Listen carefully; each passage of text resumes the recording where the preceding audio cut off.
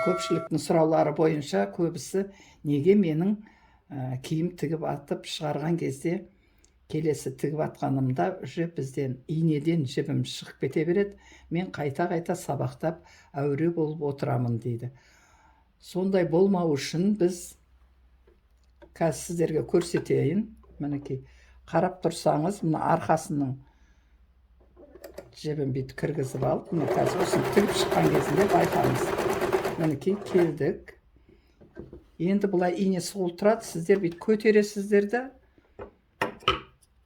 қырқып аласыздар жіпті. Соны қырқпай тұрып, сіздерге мына инені бұлай келіп, мына лапкының тура міне тұсына қойып алыңыздар. Сөйтіп алып, мынаны тартсаңыздар, өте жеңіл тартылады. Қысқа жіп болса да инеден жібіңіз шығып кетпейтін болады. Мінекей, көрсеңіз қазір бұны бассаңыз сразу сұғылып тұр. Мына біздің жібіміз ешқандай еш жаққа тартылған жоқ, бір келкі болып тұр. Мінекей, және бір көрсетейін, мұқият қарабаңыздар. Мінекей, келдік. Енді біз бұны қараңыз. Енді мына лапкының қасына қайта қойып аламыз. Мінекей, бүйтіп ұстап тұрып. Міне, келді менікі лапкының тұсынан. Енді бүйтіп кесіп аламыз. Қараңыз, өте келте кестік. Келте кессек те қазір біздің инеден жіп шығып кетпейтіндей болады. Міне қараңыз. Мінекей, келте жіп, серамны шығып кетпеді. Мінекей, үстіп қалай, міне, мен үйреніп қалғам, тура осы жерге дайындап алып, бүйтіп кесіп отырамын.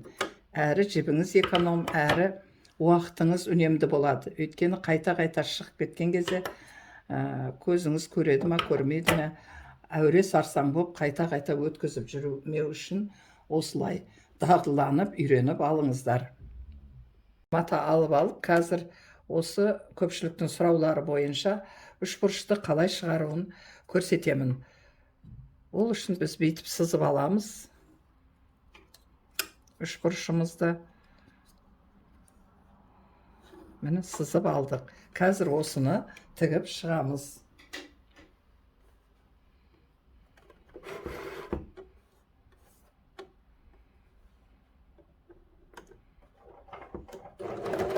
Міне, тігіп келе жатып, біз мына бұрышқа инені сұғып аламыз.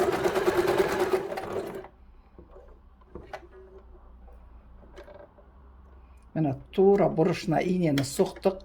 Сұғулы тұрған кезде бұны айландырып қойып аласыз. Сөйтіп, мына сызықпен тегістеп тігіп шығамыз. Мына шықтық тігіп. Мына лапкамыздың қасына инемізді әкеп қоямыз. Өйткені инеден жіп шығып кетпеу үшін, қайта сабақтамау үшін.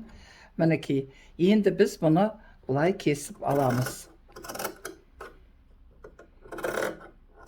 Міне, кесіп алдық бұны. Енді бізге қарап тұрсаңыз, мына жерге шейін бұны кесеміз. Анау жіпті кесіп алмау керек біз. Міне, кестім. Енді аударып көреміз осыны.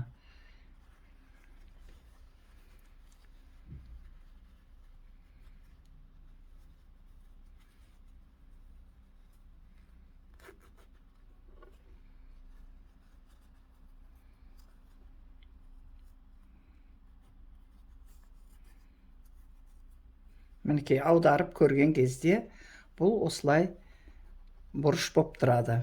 Мінекей, әдеме үшбұрыш боп шықты. Мен матам кішкентай боп тұр. Кейін сіздер бұны алып, аккуратно бұлай көктеп, үтіктеп, тігіп үйренесіздер. Көрдіңіздер ме, қалай үшбұрыш боп, острый боп шықты. Міне, біз мынандай фигурный бұрышты қалай тігіп үйренеміз. Ол үшін бірінші сіздер мына бұрыштардан бүйтіп сызып аласыздар. 5 миллиметрдей қылып, міне, әрқайсысын тура қылып сызып алдыңыздар. Осы жерден енді сызып шығамыз біз бүйтіп.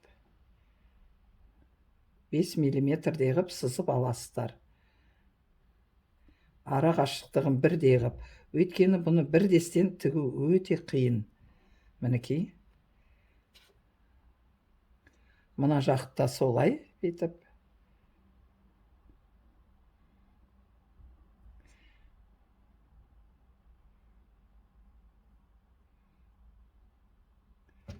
Міне осы тұстан, тура осы белгілеген белгімізден біз оны тігіп шығамыз.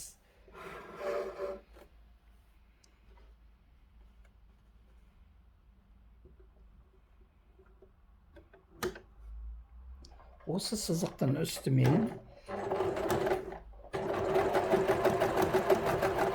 мен айтқандай, мына бұрышқа келген кезіңізде бұл инені сұғып аласыз да, содан кейін лапканы көтеріп, бұрып аласыздар. Бұны бұл лапка шаншып, немесе қолма көктеп алып тіксеңіздер де болады. Өйткені астыңғы матасы жылжып кетпеу үшін. Міне келдік, міне бұл жерге де сұқтым инені. Енді бұлай бұрып аламыз да, астын көріп отыруымыз керек. Осы сызған сызығымызға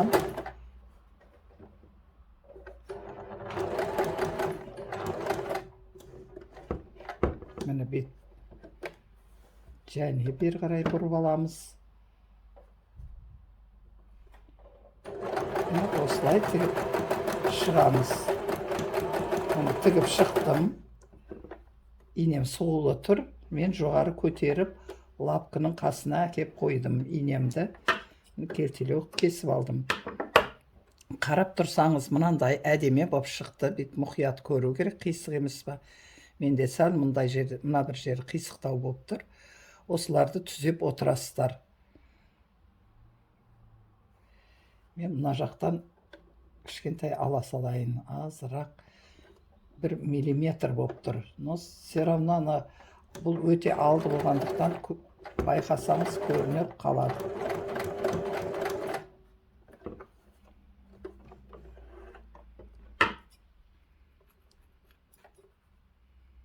Міне бүйтіп алдық. Енді жаңағыдай үшбұрыштағыдай бұны анау жіпті кесіп алмайтындай қып кесіп шығамыз.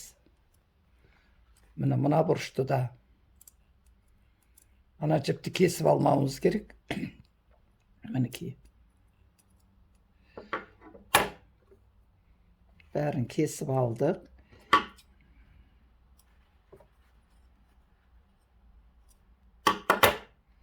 Енді бұны аударып көреміз. Қазір аударып көрген кезде бұл өте әдемі болып шығады.